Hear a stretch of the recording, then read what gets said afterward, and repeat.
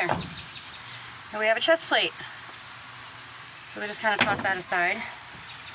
And now we have a turtle with nothing kind of holding his goo in. He's just kind of flopping there. So I'm going to lift now and fillet like I did the top, but now the bottom, and go from underneath till you get to that. There's like a pivot point in there for where their hips are able to twist and their shoulders are able to twist. There's two spots, one on each end. Doesn't matter what kind of turtle it is, it's just how they're built. That's a tough spot. Another spot I'm probably going to need nippers. It's right here is where I'm at, but sometimes I can just kind of pop it and then get my knife right in where it comes together. Sometimes it'll do it, sometimes it won't. Probably not today. We're just going to nip it. And we're just going to jam those up in there and nip it. And he jumped because that's kind of like where their spinal cord stuff is.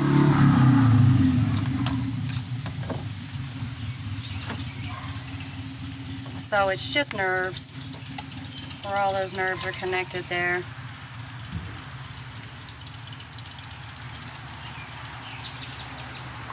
Bring this back in, and now I'm back to that point. You'll be able to see now what I'm snipping in here, that bone here. It's where it's connected. So you just keep peeling away at it and nipping away at it until it breaks free. And like I said, sometimes you can just twist it, pop it right off. Yeah, we're through it now. So you can keep pressure so that you're able to peel it away from the bottom with your knife. And it'll just pull out of the shell, really. Just keep running your knife through it. Follow your edges. Everywhere you see meat, just pull it away. If somebody's got a cleaner way of getting turtle meat out of their shell, I am interested, because this is the best way I know how to do it. And it's just really been from trial and error and what works easiest. Main thing is just keeping pressure so that you can see where it's connected. You just keep, just like a fish when you're pulling it from its rib bones, you just keep working through it. And I've got its skin here that I didn't do earlier, so. We're going to come up to another one of those pivot points here on this head end, just like we had on the back end, but this one will be for his front legs. And it's just so that they can do that whole, you know, how they walk, their waddle. So, and I got through, I think, this one pretty quick. We'll see. I'm up on it. And it's, sometimes, so if you've got the back end good, you've got a better chance of it. No, it's connected. So you can see it, actually. I don't know if you can see it. My fingers are wrapped around it here. And I'm just going to snip through that. It's like rock hard.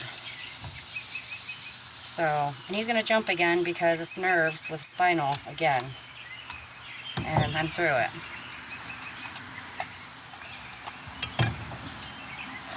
Okay, we're getting there. We've just about got him out of his shell.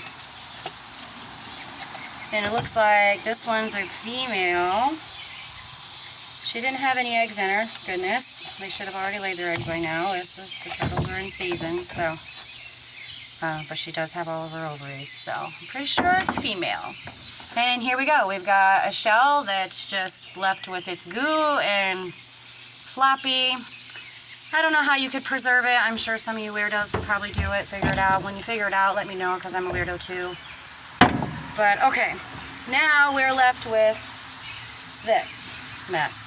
And I know it looks crazy, but as long as you didn't pop anything, you're okay right now. And you can just kind of lay your meat out so that you can still tell front and back. Okay, this is my front end, this is my back end, this is his tail. So next is the feet's got to go. And they've got like dinosaur feet. I don't know if you can see their fingernails or whatever, but this one's got really pretty fingernails. Usually they're really yucky, but this one's not. So with these, I just kind of stretch them out use my knife right where you would think of like its flipper coming to its leg for its wrist. Usually when I fillet things, I'm looking for where the processes, the bone processes come together at the joint. It just comes off easier if you go through the soft stuff. And I like my meat to look good once it's done, so I'm not trying to, so we're going to use this other knife because that one's dull as shit. And we're just going to cut his foot off. And since Tanner's a weirdo too, he wants to know if he could keep the feet. Well, I don't have the stuff we need. I'm just going to crunch through it. And we're going to sharpen my knife after this one. We're going to sharpen my knife right now. My brother-in-law, God love him, accidentally forgot his knife sharpener, so we're going to use his today because it was with my stuff from catfishing last night. These little ones work pretty good though. Can't find my good one. I think it's in camping gear.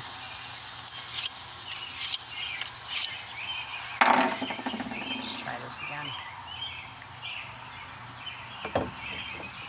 Oh, it's because I'm trying to go through a bone. Oh, he's got a weird bone toe for his toe too, and right there. Sometimes you get animals that are just have a bone out of place, like just an odd bone or an extra toe or something. So when you cut through everything else, it just comes off weird. So that foot's gone. There's another one. Look how big that one is. Look at his nails. Look how cool his nails are, though. And we left him in the cooler with really cold water most of the day today from about 5 o'clock this morning. And so he's good and clean, and his nails are cool.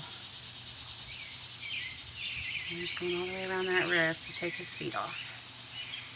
Really, you could take his feet off at the start. I don't think I ever do it the same process twice, but it's always the same process. They've got to come off, so they come off eventually.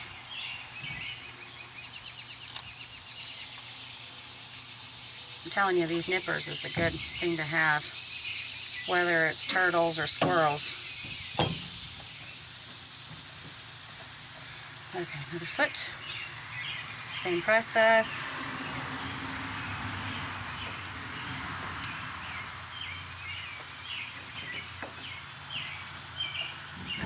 I'm just going all the way around with that skin until I hit bone, and then I'm going to use the nippers to just kind of cut them off is all I'm doing. Sometimes you can get lucky and hit it right in the joint when you cut it, and you can just kind of go through them. But most of the time,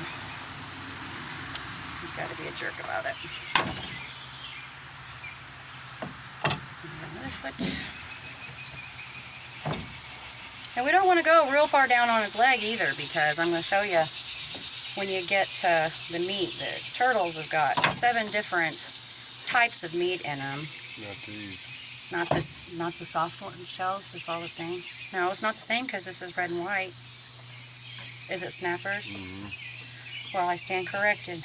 I thought it was all turtles because they do have different colors of meat regardless, like wherever it's at on its body. So I guess with soft shells it's just going to be red and white. Sometimes you get meat out of them that will look like fish meat. Sometimes you get meat out of them that'll cook up like a piece of steak if you try to fry it. I prefer to slow cook turtle. Okay, so we've got feet off, and I'm going to go ahead and just rinse my table here because it's been a minute since we started it and we've got yuck. So we're going to put some water in our bowl. Try not to get my phone wet up here. And you get them all cleaned up and get the table all cleaned up, flip them over. Grass and yuck.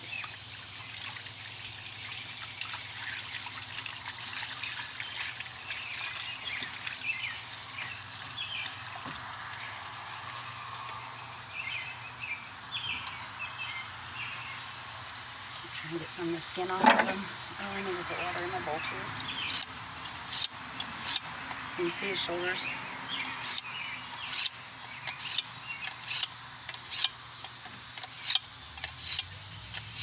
I'm not going to debone him today. And I got another video. No, I'm just going to get the skin off of him. Well, let's get his guts out of him and then we'll get his skin off of him. So first we'll just get these legs and stuff off. Turn it back over. We keep calling him a him, but she's a she. And we separate the meat. You can see the meat where it's got like this sack to keep all the organs inside. I try to not pop that until I'm ready to be a weirdo and look to see what was in its belly. I like to know what they ate. Gives you an idea of what they're eating, how to catch them. And we caught or Dougie caught that giant catfish the other night. It was what, 28 inches? 31 inches. And we opened its belly up, expecting to find at least little fish or something, and it had a belly full of grass. It had been eating grass. That was kind of odd. It's really just kind of, once you get to this point, you're just kind of pulling the guts, pulling his little butt out of the meat. That way it's just meat and guts are gone. And this yellow, this is all fat. This one was healthy. Which that fat will be good when we put the stew together with it. Also be another video, I'm going to can turtle stew, so you just kind of get in there and cut around his butt.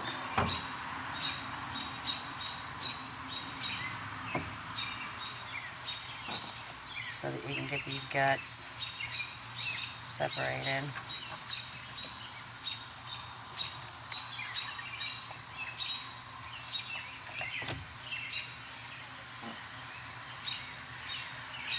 And now I'm just separating like back meat.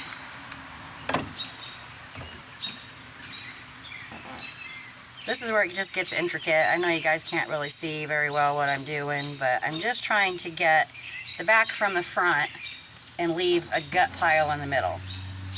Is where we're at.